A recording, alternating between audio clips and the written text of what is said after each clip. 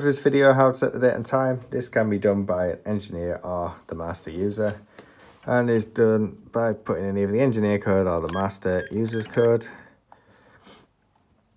followed by program.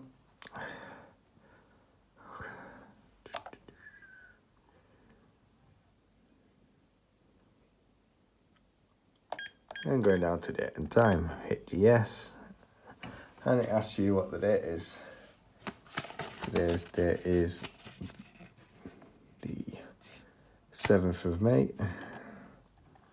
So type in 07:05:19. It asks you what the time is. It is 13:18. And you need to put some seconds in there. I'm just going to set that as fair.